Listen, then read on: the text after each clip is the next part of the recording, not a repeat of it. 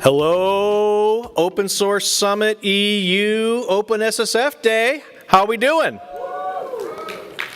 All right. So today it's my task to help inform, educate, and entertain you for a little bit longer before we get some closing notes for our general manager, before we get the opportunity to potentially have some delicious food and some sips out in the hallway. And I've been told we have several of the EU rapporteurs here that might be willing to have a little chat outside during our little social event. Is everybody ready? We're ready to continuously integrate disaster. Today I have an amazing group of community folks that are willing to portray several roles that you'll see during a cybersecurity incident. First off, I'm going to ask each of you to very briefly introduce yourself, who you work for, and talk about what role you're going to be portraying for us. I'll start off with my friend Amir, who is our Chief Security Officer. Maybe talk a little bit about yourself and what a CISO does. Ooh, absolutely. Hello. So this is for the tabletop exercise, not my actual. Correct. Okay. Yeah. Well, you can talk about your actual job, but then talk about your part. Absolutely. Yeah. So we come across lots of security reports and vulnerabilities, bugs, things of that nature, things that get submitted to or provided to open source projects and their maintainers and contributor groups. We have just celebrated our 10-year anniversary, so we've seen just about every combination and permutation of what the reaction was like, what happened as a result. But overall, our goal is to make sure products and software is secure and do what it takes to make that happen. And what does a Chief Security Officer do, Amir? A chief security officer, I would say, is the primary person responsible for all aspects of data security and operational security, really security in general for the organization. Excellent. And we'll talk a little bit more about the companies and personas involved in a little bit. Next up, my friend Daniel, who's representing the OSPO persona. Introduce yourself, where you work, what you do, and talk a little bit about OSPO. Oh, hi. Myself, I think I introed earlier. My name's Dan Appelquist. I work for Samsung Open Source Group, which is kind of like an OSPO for Samsung, but in this context of this panel, I'm not going to be treating it like that. Right. I'm going to be more coming at it from the perspective of a OSPO or somebody who works in an OSPO, in a kind of middle-size organization, not maybe a highly competent OSPO like a Georg level OSPO, right, but like something a little bit more regular, midline kind of thing. Yeah. And I think OSPOs in general are responsible for setting open source policy within an organization, with working with different internal stakeholders, being responsible to the management team for intelligence about the open source ecosystem and all that kind of stuff, as well as engaging with organizations like OpenSSF and the ecosystem. Yeah. And Daniel pointed out, we're here to have a little fun, to educate everybody, but we're not actually representing the organizations we work for. So don't take this as Dan from Samsung or Amir from OSTIF. We're here having a little fun to kind of humorously talk about some of these pretty complex topics. Next up, and I know it's going to be a real stretch for him, we have Kairo, and he's portraying an upstream maintainer. Yeah, that's true. But myself, I'm part of Eclipse Foundation security team, and I'm a maintainer of some open source software. And here I will be the same maintainer. So I write bugs and vulnerabilities most of the time. Yeah. Huh. And people blame me all the time. Excellent. Well, the open source supply chain is very deep and complex. Our next persona is our friend Florencio, who's going to be representing a downstream customer. You want to talk a little about yourself, your org, and kind of what downstream folks do? Correct.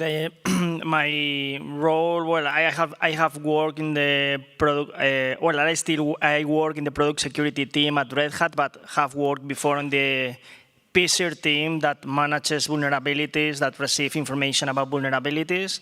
Red Hat is a CNA, so emits reserve and document new CVEs for new vulnerabilities. So for new vulnerabilities and existing vulnerabilities that already have a CVE, we work with engineering teams at Red Hat and also upstream to help on the fixes.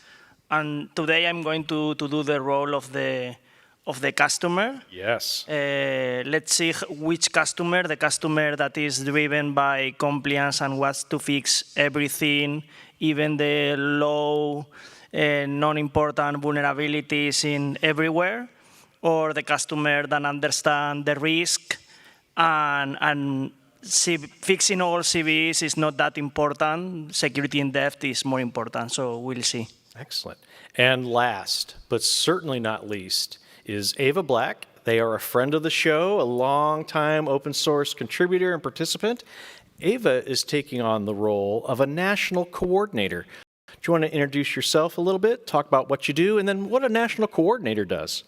Sure. So I've recently founded a small company over here in the Netherlands, but before that, I've been around open source a long time, helped start a couple of projects and foundations. I think I've played roles of most folks on the panel. My last one was helping to lead open source security for the US government.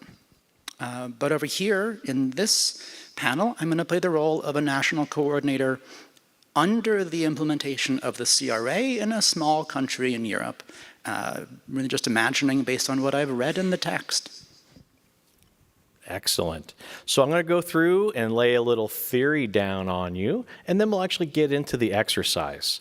So we're going to talk about what incident response is. I'm going to introduce you to our scenario, and then more formally introduce kind of where these folks work and what they do.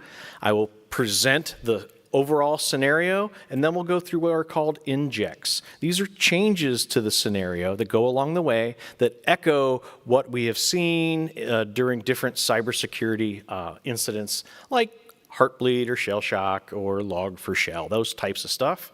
Then we'll talk a little bit at the end. Hopefully we'll have laughed and learned, and we'll talk about the lessons learned and some next steps for you all. So a tabletop exercise, what we're emulating up here is something that's very common inside commercial entities. So if you work at a bank or an insurance company or a hospital, you probably have either heard your organization talking about this, or perhaps you got the opportunity to participate in one. Sometimes they're called mock disasters. And again, you're provided a fictitious scenario. And in this case, this is a cybersecurity event. We're not talking about a natural disaster or some type of business or financial issue necessarily. But we're starting off with cyber as the goal here. And generally, tabletop exercises are related to two disciplines within enterprise computing: business continuity, and then also disaster recovery. Disaster recovery's job is to get the business up and running after there's a critical problem. So there's a fire in the building. How do we get everybody out of the building? And then how do we get the business back online after the incident happens? Business continuity is generally a longer formed idea and thinks DR is an aspect of that, but this thinks about longer term business challenges. So if an event occurred, how does the business need to react? And broadly, all of these things, you'll have a bunch of different stakeholders, which I'll touch on really quickly in a few slides. So why should you care about incidents? I'm not going to go through and read all of these. This slide deck will be available at a future time here. But broadly, let's look at the top one. Our friends at IBM do an annual study where they look at cybersecurity incidents, and according to their research, a cost of a data breach, if you have some type of event that leads to data loss, you're looking at just south of $5 million US that particular incident could cost you, and that's an average. Broadly, in 2024, that same survey found it takes organizations 258 days to identify and then contain those types of breaches. My pals over at Sonatype have noted that broadly, thinking about software bill of materials and things with open source components, those organizations that use SBOMs show a 240-day reduction in their mean time to remediate these types of cybersecurity incidents. And CrowdStrike had a really scary report, which, according to their analysis, the average time it takes a attacker to get into your network, if they're kind of targeting you, and to break out and to start to move laterally across your network, is 48 minutes. The award-winning attack was 51 seconds. It's good stuff. A lot of different reasons why you should care about this. You might care about protecting identity, and you care about identity theft. You might be concerned about industrial espionage, your competitors or other entities trying to steal your private corporate data. Sometimes you care about natural disasters. So we have things like the 9/11 event, and you have things like the tsunami that affected Japan. And then, most recently, there's a little thing called the Cyber Resilience Act that some of you may be concerned because there are some fairly steep financial consequences for noncompliance or not being able to effectively react to cybersecurity incidents. My friend Krebs on Security says there are many different reasons why an attacker may come at you. Some of these might be relevant to your organization. Some of these actually are relevant to upstream maintainers. Things like harvesting usernames and passwords so that they can get the commit bit on a project, or thinking about leveraging your infrastructure and using it as a botnet to potentially mine cryptocurrency, these types of things. So there's a lot of different motivations, but broadly, if you're on the internet, you are a target of someone, or you potentially could be exposed because of some type of vulnerability or weakness within your controls. There's a methodology called Pickerel, and this kind of talks about the different stages of incident response. Your first stage is preparation. That's events like this, where we are kind of thinking about what we would do in reaction to a cybersecurity event. And these are things like where you're preparing your documentation, you have actual playbooks, like if this happens, these are the things we do. And normally, you'll set up a construct called the war room. And this isn't something that lives on forever, but this virtual war room generally is spun up so that all the key stakeholders can get together and talk about an incident within an enterprise. And again, some of these concepts may be applicable to a foundation or a upstream maintainer, but broadly, these types of methodologies are focused towards downstream enterprises. The next step of Pickerel is identification, and this is where you've determined that there is a problem, and you need to examine the events and the context. And depending on where you live in the world and kind of how your legal system operates, this is where the business needs to make a choice, because the paths of those two paths, the paths are very divergent, and you need to decide, am I eradicating this problem? Do I need to eliminate it? Which means you will potentially destroy evidence, or is your organization concerned about prosecution and evidence retention? Because there's very different things you need to do depending on which path you're going down.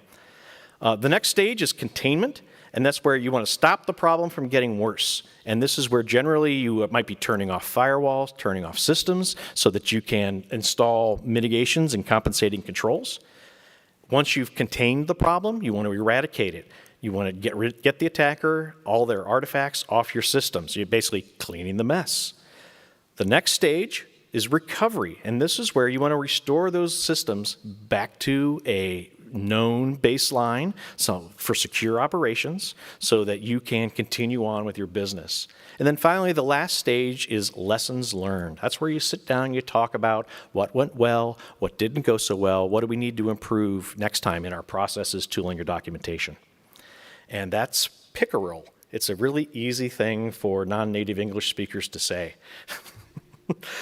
So our friend, the CRA, we've talked about it all week, whether you were down at the OSS EU Summit or you've heard about it many times today. This is a new piece of legislation that was enacted by the Union last year, and it's designed to protect their European citizens.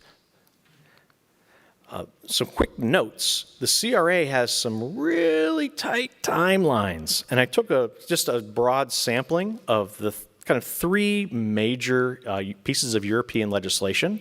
So first off, if you're thinking about NIS2, if you're in the cloud or networking space, you have 24 hours to notify the national CERT or a competent authority.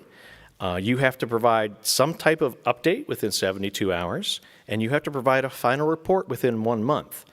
And you'll notice here that these three pieces of legislation all kind of follow a similar pattern with slightly different timelines. So depending on which act you're responding to, you may have different reporting obligations. There'll be different entities involved.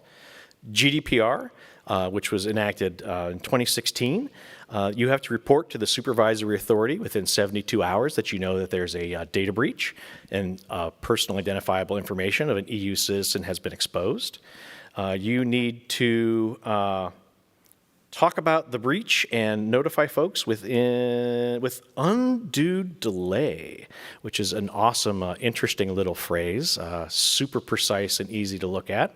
And then the CRA, if you are under active exploit, there's two paths for notification on CRA for vulnerabilities, and the first path, which will be most relevant to this panel, is if there's known active exploitation, you have 24 hours to notify ENISA, which is the cybersecurity coordinator for the whole union, but you also must notify a national CERT, which is a national coordinator, like the role Aeva is going to be playing.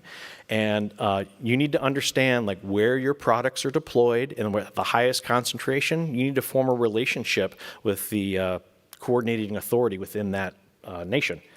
Then you've got, I misspoke, it's supposed to be 72 hours. So you have 72 hours to provide an advisory. That advisory, you're strongly encouraged. You talk about what the problem is, kind of what the root cause is.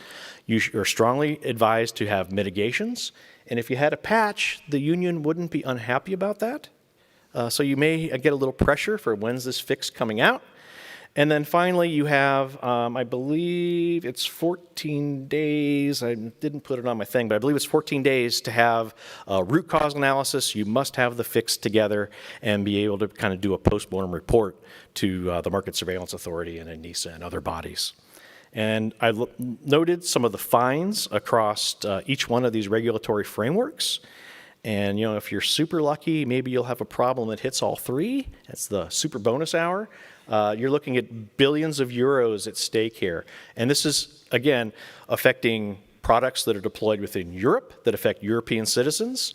And in my travels across the open source ecosystem, almost everyone I talk with, my members or just open source community people, they like their stuff used everywhere. So chances are very good you are impacted by this law, even though you may not be an EU citizen.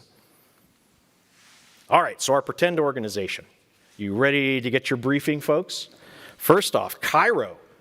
Kairo is an upstream maintainer of the Fluffernutter project. He works really hard on nights and weekends. He's very proud of his work, takes a lot of pride in the project and the fact that he's got 7,000 GitHub stars, he has hundreds of forks, and he's widely used throughout the ecosystem. Next up, Amir. Amir is the Chief Security Officer of LargeCo. And they are a manufacturer that uses Fluffernutter as a component of their offering, UberDrive. Then we have Dan, who's the OSPO lead and kind of a partner of Amir, and he gets to work in the very busy, not really well-resourced OSPO. We have Florencio, who is a downstream customer of LargeCo. So Amir and Dan sell a product to Florencio. And then we have Aeva, who represents a national coordinator inside a small European nation. Are we ready? No. Inside incident response, you may see other personas that kind of shift in and out depending on what your role is or kind of how large or small your organization is. But you might see folks like national coordinators. You might see regulators. So if you work in the financial services, you might have somebody from the banking regulators come talk to you. You could have folks from foundations that potentially might be involved in these. You definitely will have other corporate product security teams. You absolutely potentially will have government representatives come talk to you. You might be asked to come testify in front of Congress or Parliament. That's always a fun time. And then you'll have like source repo providers like GitHub and GitLab. You'll have responsible researchers that just kind of show up and are trying to help and add value. And then, like within the EU, we absolutely have a new entity, well, new to many of us, the Market Surveillance Authority. They have some special roles underneath the CRA, and they're responsible for kind of managing this whole process around products with digital elements. All right. This is going to start off like any other day. And starting with Amir and working our way down the panel, it's a regular day. And when you're not in the middle of an incident, describe to me like what you're normally doing as part of it's Monday morning, you have your hot beverage of choice. What are you doing? What are you thinking about? Well, as a CISO, especially at a company like Large Co, we are always thinking about risk and how to mitigate risk. So most of my day is spent thinking about programs and processes to reduce risk in our organization. That can involve doing, typically that involves being in meetings all day and then making assessments on what to do in terms of maintaining Large Co, maintaining our bottom line, of course, and appeasing our shareholders.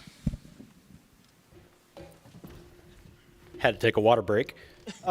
Aeva, as a national coordinator, on a normal day when you're unaware of any new incidents, what might you be doing or thinking about?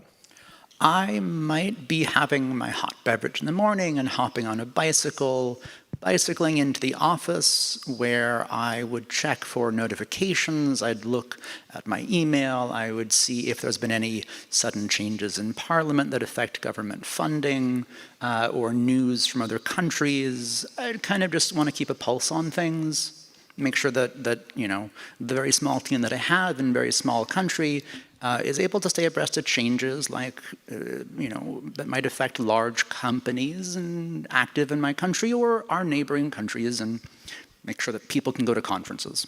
Excellent. That sounds great. Are you hiring? It's a really small country, so not right now. Oh, man. All right, Dan, as part of the OSPO, it's a normal day. What do you do? Well, I've just gotten off a call with engineering leads from a lot of our different divisions where we've been talking about open source policy, including license policy, but also different security aspects. And I've been trying to set policy across the or help to manage policy across the organization. I've been reviewing the outcomes of the training that I asked all the key people to take, including the amazing free OpenSSF CRA training, which I have gotten our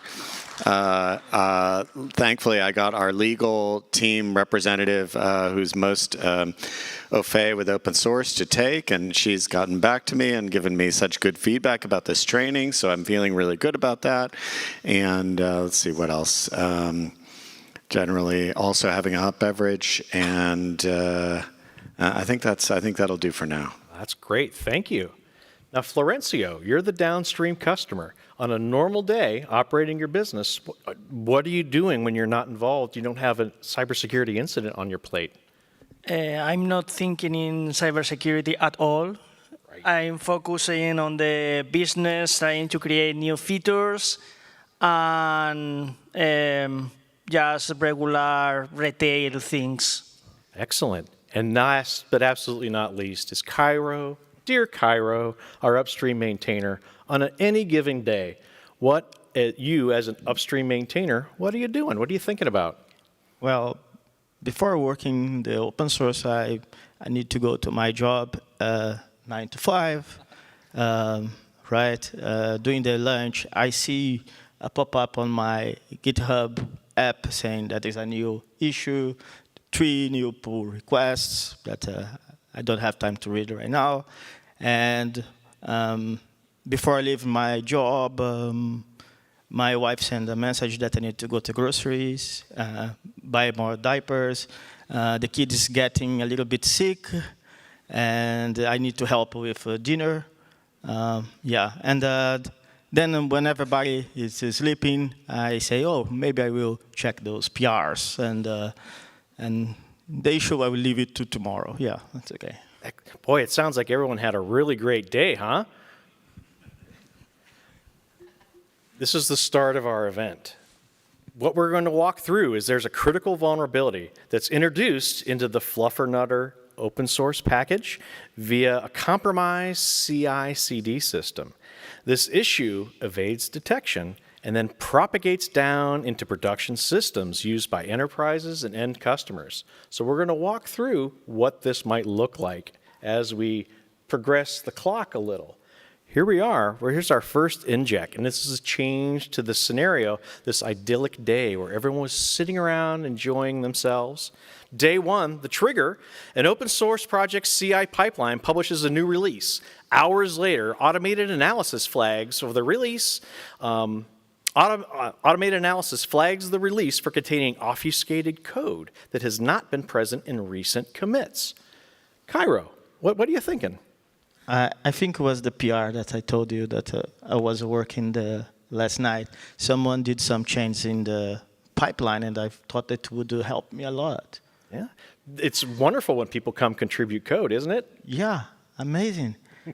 And I even give the person a thumbs up. So.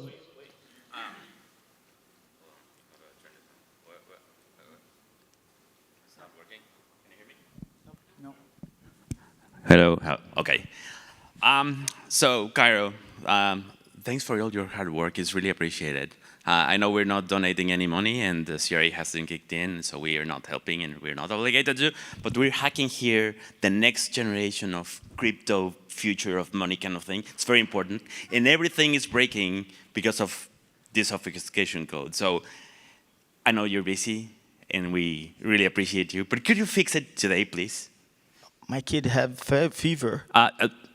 I'm sorry, we're talking about next generation crypto stuff, which is super important. Those Lambos need to get going, so please. Can you send a PR? What?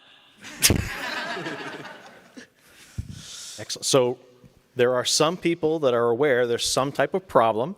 Nothing's been identified yet. My downstream and my government folks, something might be happening. You don't have any indication of anything wrong yet. Taking any action, or changing your behavior from yesterday? Not yet, really. I guess developers have issues with their pipelines, and until I know something more, nothing else. All right. Anyone else? I don't know much about open source myself, which is why I lean on Dan, my amazing OSPO coordinator. I get a notification about something strange happening on a particular project, and then I take a couple minutes to look at it, and I think, I don't think we actually use this, so I kind of let it go to the bottom of my inbox.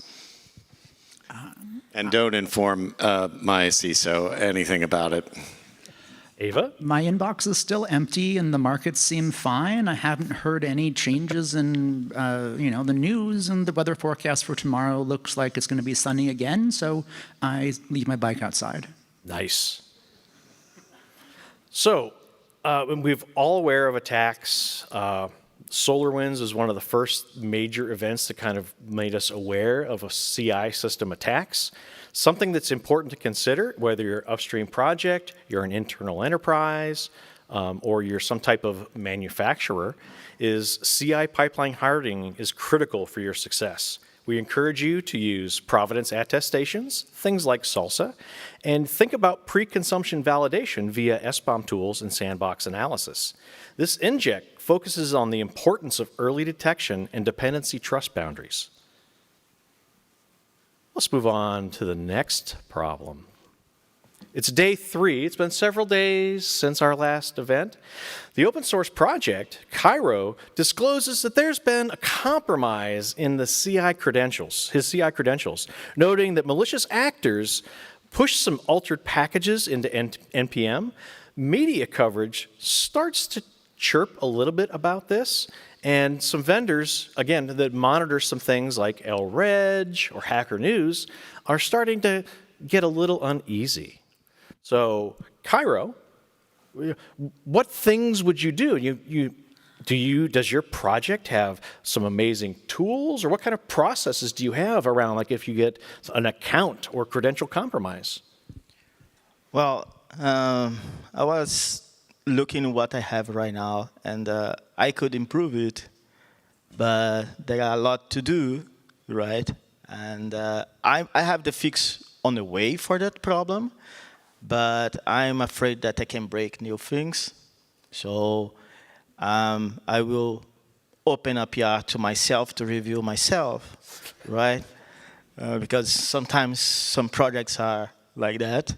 And I will ping another maintainer that is not here for 1 month. I don't know where he is, but I trust on him because he discussed with me about using some good tools that I could avoid this kind of compromise. But I'm working on that. But I still need more time to push this PR to fix the problem. Fair enough. So Largeco, you have an indication that there's been some type of CI compromise with this fluffernutter package. OSPO or CISO, who gets the alert first, and what are you thinking about? What do you do? Well, my first thing would, if I noticed some potential negative media coverage, would be to get my marketing team together, control the narrative, and see how we could explain around the issue. Come to think of it now, I do remember seeing a request from Dan to provide some funding to Fluffernutter, and I do remember denying that request, which is, kind of a normal thing for me. And then, I would just lean on my team that understands open source, because again, I'm not terribly intricately familiar with open source, which is why I lean on Dan. Right, and when I get prompted again by an email or being CC'd on or BCC'd on something from Amir around with the word fluffernutter in it, I then take the opportunity to plug that into my Guac-based tool to see if I can actually determine if it's used, and then I realize, oh, wait a second. We might be shipping product that actually uses this version of this library.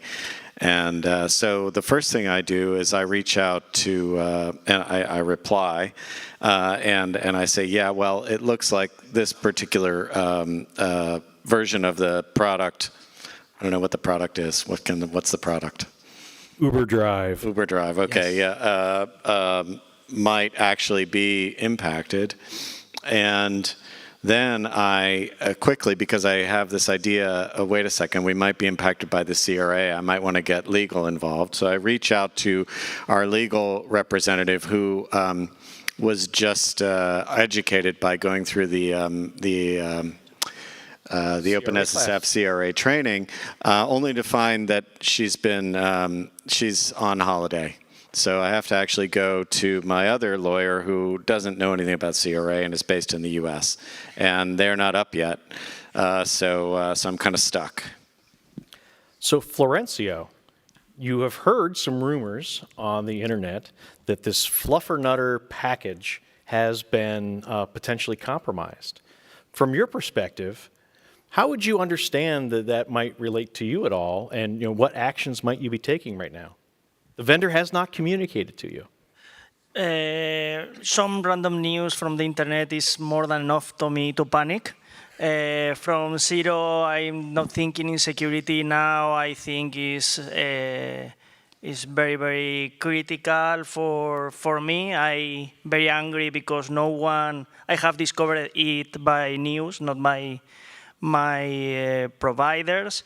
I don't even know if I'm affected, but no one has told me yes or no, so I'm angry. And I want to check our last inventory. We have much software, but there are only like 11 things in a spreadsheet. No dependencies. I don't even know what are SBOMs or anything related to knowing dependencies in our software, so I don't know.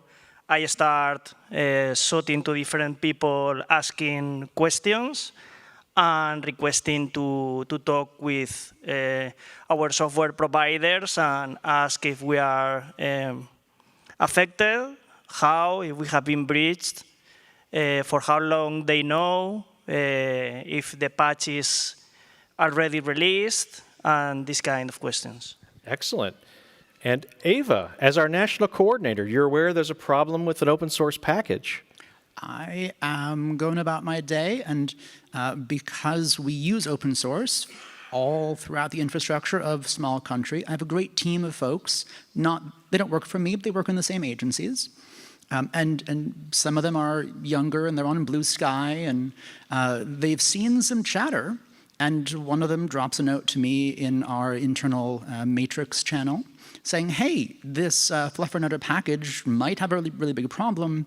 So I cross-check with like the internal European Commission open source shared services catalog. I don't see a product by that name. I don't have any meetings with vendors coming up this week, but we do have a bi-monthly meeting with the big companies in my country, and I add it to the backlog of things to bring up in 2 weeks. Excellent. So here, it's critical that projects have thought about coordinating. Florian, I'm a really self-important customer of yours. I hear you have 1,000 Uber drives and there's this thing going on. I have an audit coming up. I need to know where to send this 35-page questionnaire that I need you to fill out today. I have no idea. Maybe you can talk with my legal team. I send you the email. What do you mean you have no idea? The world says everything's falling apart. I need to know if I'm affected because of your service. We are working on it. There is no evidence we have been breached yet. Without the yet, yes. So, and this point is to illustrate whether you are an upstream maintainer, you're a steward / foundation, or you're an enterprise, some type of supplier, manufacturer, or downstream customer. Coordinated vulnerability disclosure is crucial here. There are processes. You need to understand what stakeholders you need to have involved when there is an incident, and you need to have incident communications protocols. Who is authorized to speak on behalf of the organization? What's that approved messaging? And what facts are you able to share? Downstream vendors need to be able to very quickly analyze the blast radius, being able to pull vulnerable artifacts, and hold on, everyone's blasting me, and be able to provide customer guidance very rapidly. So as our concerned audience members started talking to our downstream vendor, you need to be able to understand very quickly, analyze where the problem might be and who you need to talk to, and then how you can share that with your customers. All right, here we are at the third inject. It's day 7 of the incident. Kairo has released a clean patch, and he's also made some significant changes to his CI system. Now, LargeCo needs to ship remediated software while also handling customer churn and potential audits. So we'll start off with our friends Dan in the OSPO and Amir in cybersecurity. What's going on? So first of all, by this point, because I'm not a total incompetent, I've set up a daily stand-up within my organization, which includes legal, and I did manage to inform and educate our legal representative, the replacement legal representative, and as well as the engineering leads involved, somebody from Amir's office, and I've also got marketing involved, and we're doing a daily stand-up with a burn-down kind of mentality of like, okay, what have we got to do? Which things are involved? But also a lot of it is we can't really act. We agree until we've got some kind of fix or some kind of understanding when a fix will be coming. So I've reached out, or actually I didn't reach out, but a member of the engineering team who is responsible for the dependency has reached out to Kairo and is pursuing that. So Kairo, you got an exciting email from someone from Largeco. Yeah, they are asking for a CV, but it will be my first one. Oh. I don't know how to do this, actually. Maybe I should reach out to OpenSSF to ask some help. That is a wonderful idea. Amir, from the Largeco perspective, we are aware that there's a problem. Kairo has some fixes ready, and Dan has contacted the maintainer. What are you thinking about? I guess I would be thinking about how I can get it done for free, or maybe get some volunteers to take care of the problem. Ideally, I wouldn't like to spend any extra. Budgets are tight right now, and we had a really tight launch with Uber Drive, and I've got board members who are breathing down my neck, saying, asking for projections for next quarter, and I just want this to get done. So I tell Dan, get it done, no money, no more money, and I just go back about my day and look over more proposals for funding for open source projects. And meanwhile, I've got like a bunker mentality. I'm like holed up in my office. People are shoving pizzas under the door, and I'm just trying to call everybody I know and call in every resource I know within the organization. And people are telling me, no, I can't possibly do this. I can't fit it into the sprint cycle. What do you want me to drop? And And I just say, I have a 4 p.m. tea time, so...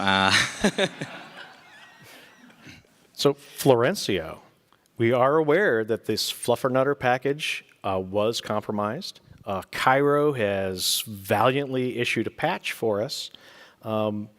Vendor, from this perspective, what are you talking about publicly? What have you shared with your downstream customer? Anything?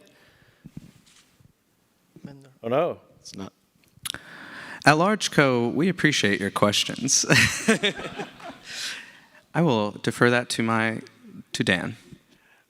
Well, I've communicated what I think needs to be told to the customer to the marketing team, and they have watered down my guidance and sent something that isn't as alarming as I think it should be onto the end customer. So how do you feel about that, Florencio? I'm feeling very angry again. I'm pushing for more information, also talking about my end customers blaming me and me blaming the large code, and really not thinking about, I'm delegating that responsibility to my provider, right? I'm thinking in my mind, I have not done anything wrong. Let's say I'm paying for it, and I'm thinking I don't want to take the responsibility for the bad things, even if I have. And this means that the product manager or the product manager who's responsible, or sorry, the sales manager who's in charge of that channel has raised this as a 4-alarm fire, and now I've got another daily stand-up that I've got to run that's only specific to that customer, and how do we save that particular account? Yeah. Excellent. So, Aeva, there's been a lot of stuff going on in the world upstream, and it's affected some vendors that sell a lot of products in your country. And how have I learned about this? Well, that's great. So there's been some type of blase ring, marketing ring. message. Amir, this is Scoop McInkey from the Schmegister. I have a couple of questions for you. First of all, sources tell me that your company has refused to fund the projects that you maintain and not told your customers about vulnerabilities that you were aware of. Why are you putting your customers at risk, and why didn't you follow your notification requirements? Well, hello. Thank you for the unexpected call, Ben. At large, My name is Scoop. Oh, Scoop. Right. Sorry, Scoop. Well, at Large Co, we take security very seriously, and we really pride ourselves on the quality of our software and our products. Thank you. Answer the question. At Large Co, we take security very seriously. You will not believe the pun-filled headline we are about to publish. Oh boy. So I think that's your answer, Ava. You get a pun-filled headline that is calling out Large Co. I have now seen a pun-filled headline in the news in my morning after my bicycle ride, and I go, oh, there's a company that I know because I took a ride in their fancy Uber drive the night before to come home from some show, and I'm kind of concerned now that even my own personal data might have been breached because I'm riding in Uber drive, and the newspaper is telling me that Uber drive isn't safe and they've been breached, and I'm wondering why I haven't heard. So I pick up the phone, ring, ring, ring. Hey, I just read this report in the news. Can you verify? I haven't seen a CVE issued yet. That would come through the normal channels with the national CCERT. And I checked the ENISA single reporting platform, and I don't see anything about this yet, either from you, who's been mentioned in the news, or the open source project, who's also been mentioned in the news, but I can see from GitLab that they are just one project with just one person, and not a ton of turnover, and they've got a funding request open for a few years, but they haven't had a lot of that. And since you're the big company in the country, and you're the CISO responsible, under the CRA, I'd like to know what your take on this is. At Large Co.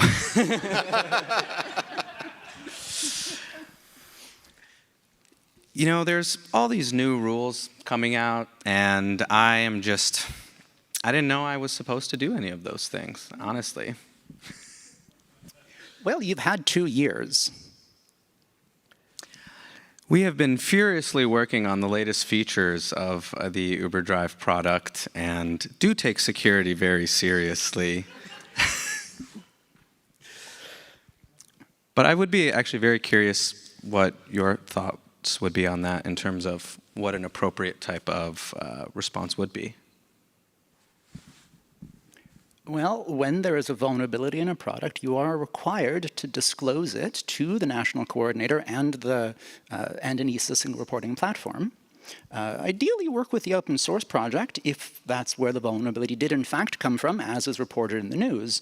But first and foremost, since you're a vendor selling a product with digital elements on the European market, and you've got a CE mark, that's the cyber safety mark, on it, it's not really my business as the coordinator, but you may get a phone call from the Market Surveillance Authority about this. You might want to get on top of it and formally file this real soon.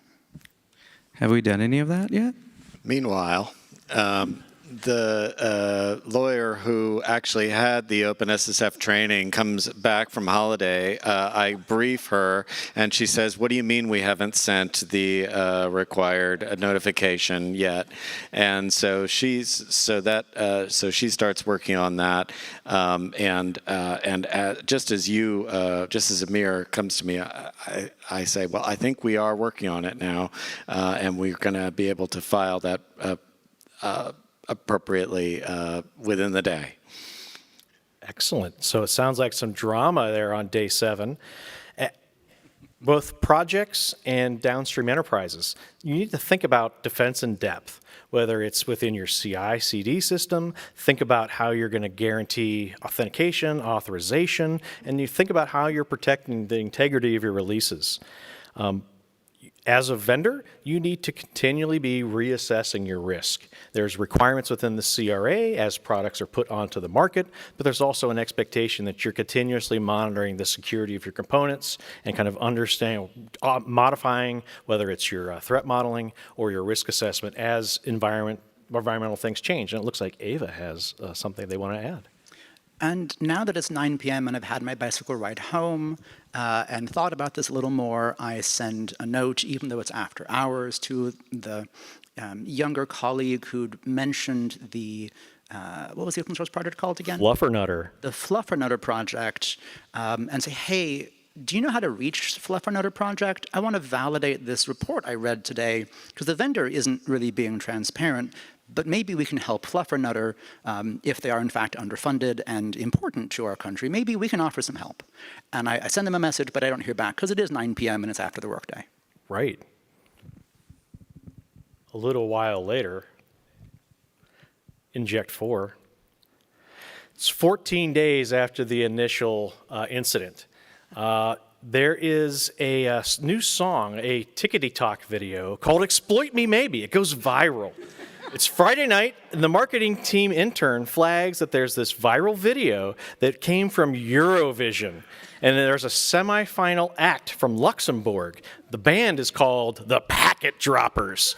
And they perform a techno-pop number titled Exploit Me Maybe, which is a scathing, satirical ballad inspired by Large Co's recent security incident. The performance includes a mocked-up S-bomb label that says lol, vuln final v2.json. There are backup dancers dressed as USB drives, and there's a line that says, no CE mark, no patch in sight, you dropped my secrets overnight. By Monday, ENISA has opened a coordination ticket in their platform. The National Market Surveillance Authority in Aeva's country sends a formal inquiry regarding CRA compliance of Large Co, and the company is asked to supply evidence of their vulnerability handling procedures, their incident response reports, and their conformity documentation. Karen, who is the CEO of the company, is trending on social media as the hashtag CryptoKaren. So let's start with Aeva. A lot of stuff's going down. The MSA, through your notification, you're working with ENISA. What's going on this 2 weeks on? Yeah, well, as the National Coordinator for Vulnerability Response, suddenly I'm really busy because it's clear there is a vulnerability. ENISA has recorded it in the central reporting platform, so I'm on calls with ENISA in sort of a broader virtual war room, as you called it earlier, talking to other countries now, trying to figure out if Fluffernutter package is used by other countries' companies. Is it affecting not just Uber Drive, but also Mac Drive and Tiny Drive? I don't know. There's a lot of drives in other countries. I gotta help them too now. But first and foremost, that junior developer that wasn't in my team but was like a little proactive and saw this on Hacker News, they are now, I've gone to bat and helped their management clear their schedule. They are calling out to the one maintainer who's kind of busy and didn't really have time to do this, offering a bunch of support, trying to stay under the radar, but like, hey, do you need some help packaging stuff, cleaning up your CI system? If there was a breach, can we like spin up a new GitLab for you just to help out right now to get things going? But wow, this looks like a real mess. I'm glad I'm not the Market Surveillance Authority or the CISO. So Kairo, you've gotten some outreach from a very large company. You've gotten a lot of curious random people on the internet opening issues on your GitLab. The market surveillance, the national coordinator has reached out to you and offered some help. So from your perspective, in this stage of the event, you've already released the fix, but what are you thinking about now? What are you doing? Well, I still need to find more help, right? So I will try to reach some neutral organization to see if they can help me to improve my project. I saw that OpenSSF has the scorecard, so I can use this to improve my project, but a lot of to do. So I think I need help, and now that this is more exposed, I think it's the moment for me as a maintainer to speak loud and ask for help. So what I'm gonna do now, I will reach out to OpenSSF to understand, because I asked funding directly to the company that is using my project, and they are doing a lot of money, but alone I cannot do it. So I will ask OpenSSF if they can help me on that. Excellent. So Florencio, as again, the downstream consumer, that you have your own customers, the event has been public, the patch has been issued upstream, LargeCo has had a interesting response. You know, what are you thinking about? What are you going to do in the future? In the future, I think we need more control, more knowledge about what we are using, understand better how open source works, because at the end I learned that it was a vulnerability in another, not in the product I bought, but in another component.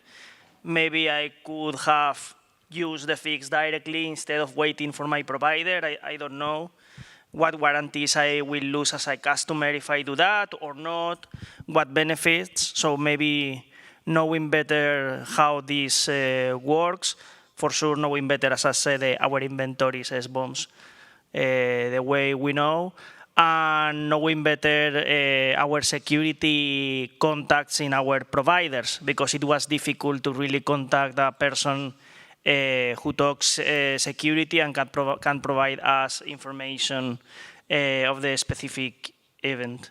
Excellent. It looks like Aeva wants to have something to say. One more thing that I forgot to do, because we don't deal with a lot of major vulnerabilities in small country, but then I remember and I reach back out to the CSO and say, hey, it's been 2 weeks, this is in the news, we know there's a fix, but you still have not filed a formal CVE.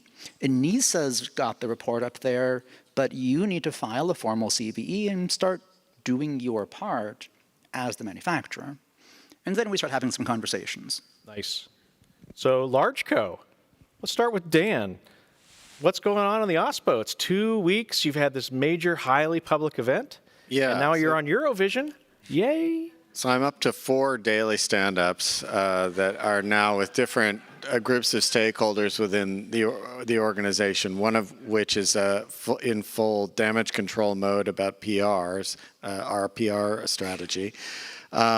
At the same time, because we have a relationship with OpenSSF and because we're a member, I've reached out to somebody that I know on the TAC to see if we can get some funding for Fluffernutter as a funding request through the TAC process.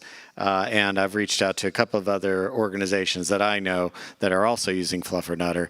So that's, but that's something I'm doing in like off hours, in kind of like my spare time, because most of my time is being taken up by damage control within the organization. And finally, I am put on CC on a CVE draft, and I say, yes, please send this, please do it now, immediately. So I'm starting to realize I probably should have taken this open source security thing maybe a little more seriously. At LargeCo, you know, we've always valued, you know, the opinions of our community. Oh my God. And then, I would probably reach out to my personal attorney to sue the singer of this song, because it's very obviously a directed at me personally. So I'd like to react in a very mature way and start that lawsuit. And but yes, I'm realizing now after reading all of Dan's summaries of the stand-ups, of the daily stand-ups, that I definitely dropped the ball on really taking this seriously, and should have taken the advice of Dan and the community much more seriously. So does that mean I can hire some staff? I'm still going to deny the funding request, though. But, but yes, no, I think realistically, it would make a lot of sense to invest some resources into this project. I didn't realize we used it in our products.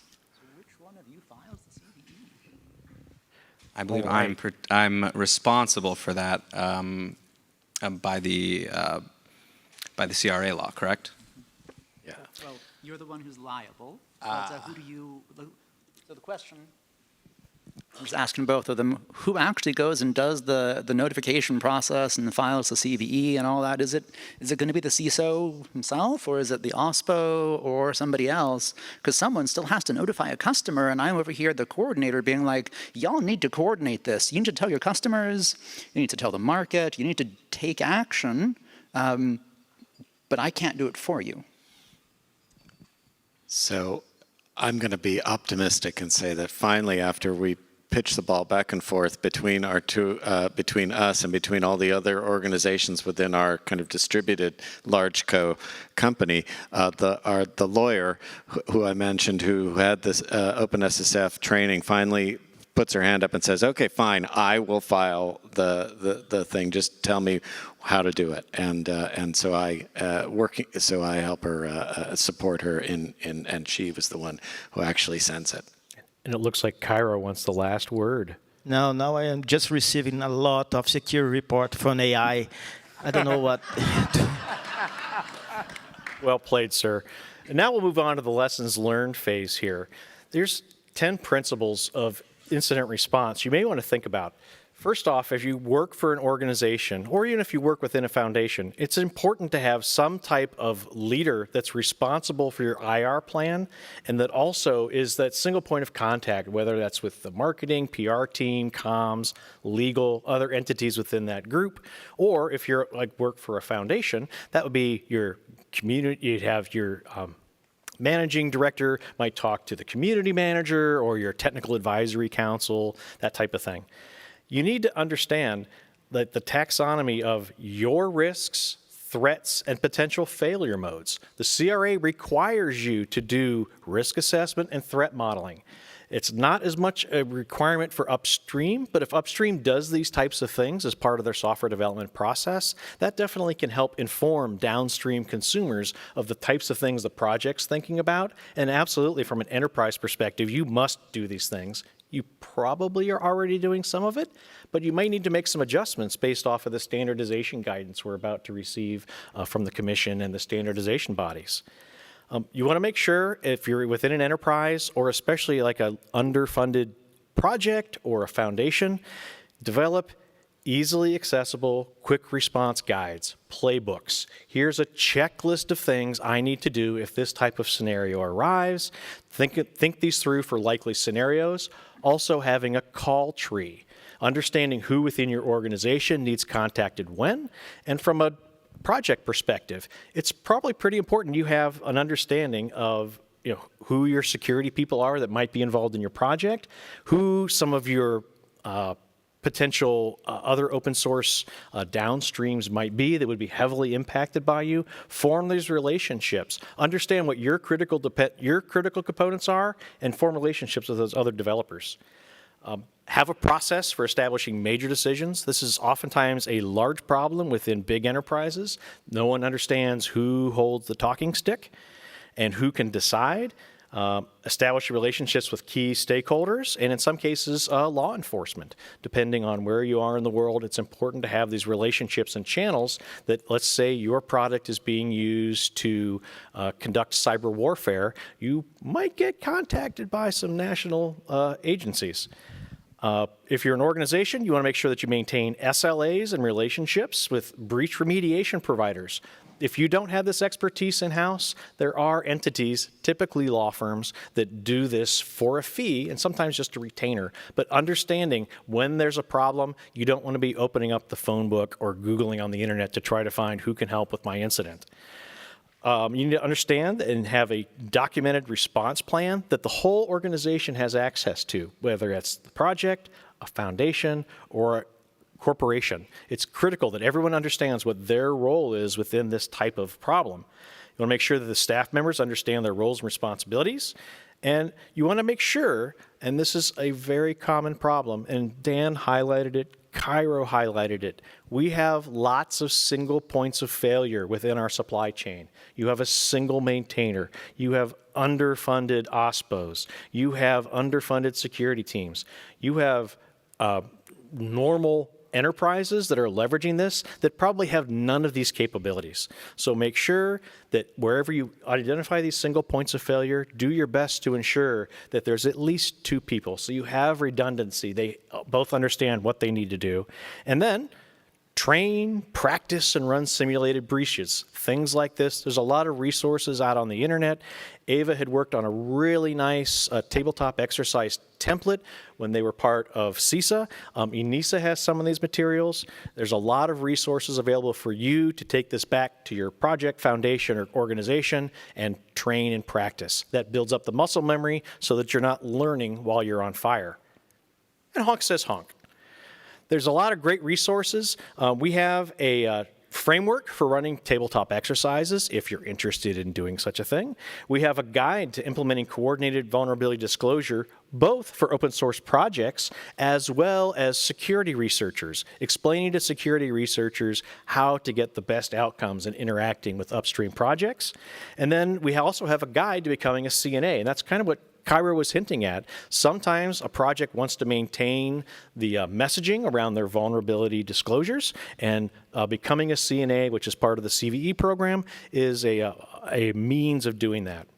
Some future work, we would like to work on a CVD guide for downstream consumers, explaining some of these nuances so that people like Florencio understand how to get the best outcomes as they're trying to interact with upstream. We're going to be developing a tabletop exercise in a box. We'll have some incident response planning and then also some playbooks and templates, and these will be global public resources that anyone is welcome to leverage, fork, and contribute back to. There's a lot of different ways that you can get engaged with this through our working groups, through our projects, our Google Public Calendar, our Slacks, our mailing lists, events such as this. So we invite you to come participate in our community. And with that, I would really like to thank you all. I'm going to thank my panel. Let's give our panel a round of applause, please.